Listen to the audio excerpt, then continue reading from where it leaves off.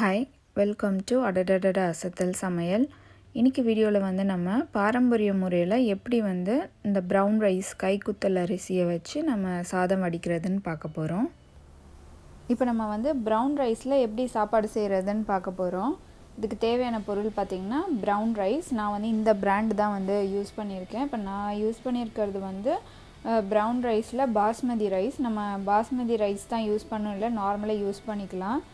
ஆக்சுவலாக எனக்கு வந்து இந்த லாக்டவுனில் நார்மல் ப்ரௌன் ரைஸ் கிடைக்கல, இது தான் இருந்துச்சு, அதனால் இது வாங்கிக்கிட்டோம். இது வந்து இப்படி இருக்கும்.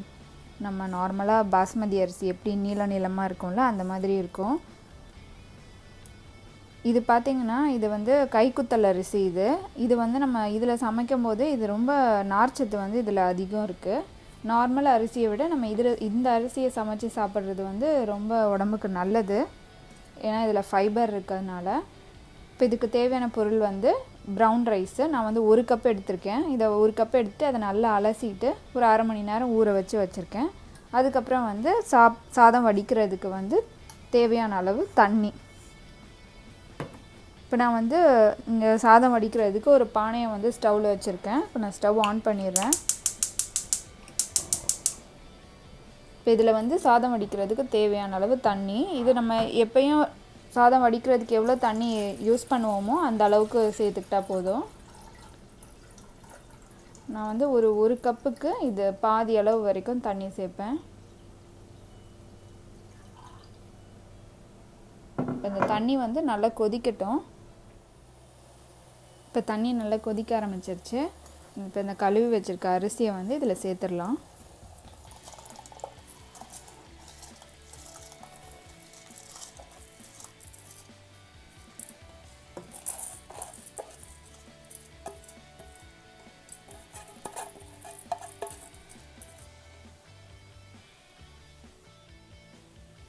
இப்போ அரிசியை போட்டதுக்கப்புறம் ஸ்டவ்வை வந்து கொஞ்சம் சிம்மில் வச்சிடுறேன். இந்த அரிசி வேகிறதுக்கு வந்து ஒரு 15 நிமிஷத்துலேருந்து 20 நிமிஷம் வரைக்கும் ஆகும். இது நல்லா வேகட்டும். இப்போ வந்து ஒரு 15 நிமிஷம் ஆயிடுச்சு. பார்த்திங்கன்னா இப்போவே வந்து நல்லா கொஞ்சம் வெந்துருச்சு. இது எப்படி நம்ம வெந்துருச்சுன்னு தெரியணுன்னா இந்த அரிசி வந்து நல்லா அப்படியே விரிஞ்சு இருக்கும், பூத்த மாதிரி. இது இன்னும் கொஞ்சம் வேகணும். பார்த்திங்கன்னா இது மட்டும் அப்படியே இருக்குது. இன்னும் ஒரு 5 நிமிஷம் அது வேகட்டும். நான் சிம்மில் வச்சுருக்கேன் ஸ்டவ்வை, அதனால தான் வந்து ஒரு 20 நிமிஷம் கிட்ட ஆகும். நீங்கள் வந்து ஃபுல் ஃப்ளேமில் வச்சிங்கன்னா இன்னும் கொஞ்சம் சீக்கிரமாக ஆகும். ஆனால் அதில் என்ன ஆகும்னா தண்ணியும் வந்து வற்றிரும், அப்புறம் நமக்கு வடிக்கிறதுக்கு தண்ணியே இருக்காது. இப்போ இது இன்னும் ஒரு 5 நிமிஷம் இருக்கட்டும். இப்போ 5 நிமிஷம் ஆயிடுச்சு. பார்த்திங்கன்னா நல்லா அதை விரிஞ்ச மாதிரி ஆயிடுச்சு அரிசி.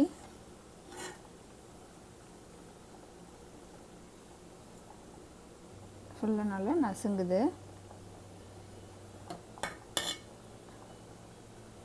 இப்போ வந்து ஸ்டவ் ஆஃப் பண்ணிடலாம். ஸ்டவ் ஆஃப் பண்ணிவிட்டு ஒரு தட்டு வச்சு மூடிடலாம். இப்போ ஒரு 5 நிமிஷம் இப்படியே இருக்கட்டும். இப்போ 5 நிமிஷம் ஆயிடுச்சு. நம்ம வந்து இப்போது வடிச்சிடலாம். நீங்கள் யூஸ்வலாக எப்படி வடிப்பீங்களோ அந்த மாதிரி வந்து வடிச்சிருங்க.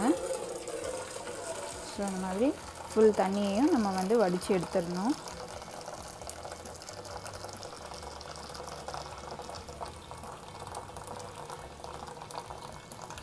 நம்ம இப்போ சாப்பாடுக்கு வந்து இன்னும் உப்பு போடலை.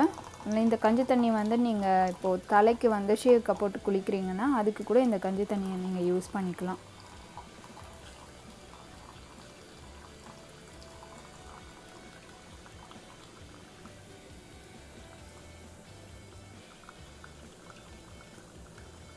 நான் வந்து எப்போவும் சிங்கில் வந்து ட்ரெயின் பண்ணிடுவேன். அப்போ வந்து அந்த டேப்போட பேலன்ஸில் இப்படி வச்சு தான் பண்ணுவேன். எனக்கு இதில் அப்படியே வச்சு பண்ண தெரியாது. ஸோ தண்ணி ஃபுல்லாக ட்ரெயின் பண்ணிடுங்க.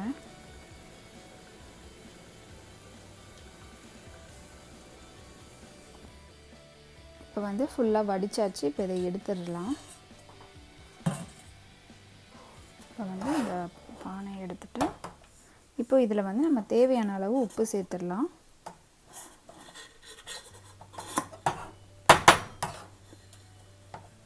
இப்போ நல்லா வடித்தாச்சு. இதில் வந்து தேவையான அளவு உப்பு.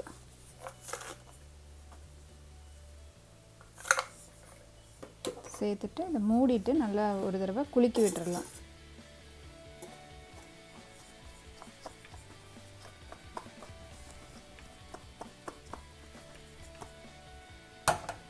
அவ்வளோதான், நம்மளோட ப்ரௌன் ரைஸ் வந்து ரெடி ஆயிடுச்சு.